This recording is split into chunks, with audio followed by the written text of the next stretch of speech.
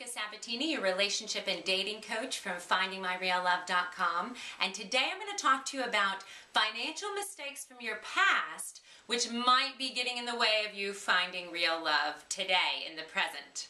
A few weeks ago, I was having a Finding My Real Love power session with a woman, which is a private coaching session, one-on-one, where we get to identify exactly what is getting in the way of you finding love. And after this woman told me all the things she's been doing, her desire, she said, but I have a big chunk of debt, and I feel like I need to pay that off before I can fall in love with a man because I don't want to be a burden to anyone else.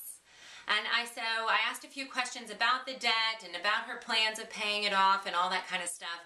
And she went on to tell me that she has a 5-year plan to pay off this debt in completion.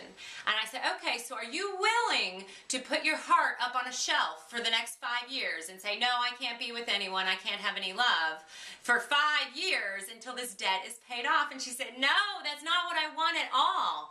So I said, okay, we need to find a way around this. We need to figure out how to lighten this for you.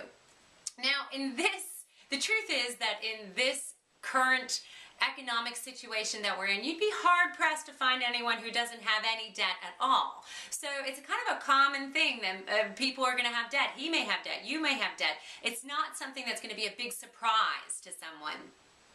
And the truth is that something that seems like a burden to you, maybe not a big deal to somebody else.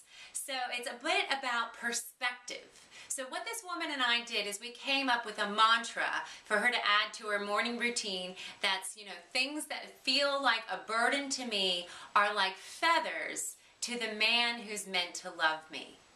And that shifted things a bit. But there's even more. When you're by yourself trying to pay off a debt, trying to figure out how to do everything, it can be really stressful and a lot on one person.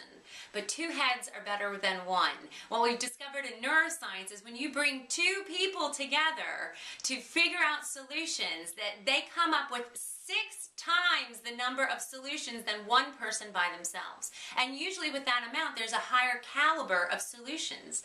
So by putting a stop sign up and saying, no, you can't love me, you might be preventing the solutions for overcoming your financial difficulty, because working with someone, you guys can come up with ideas together. Not to mention that if it works out really great, that 2 incomes and combining households can do wonders for your financial success.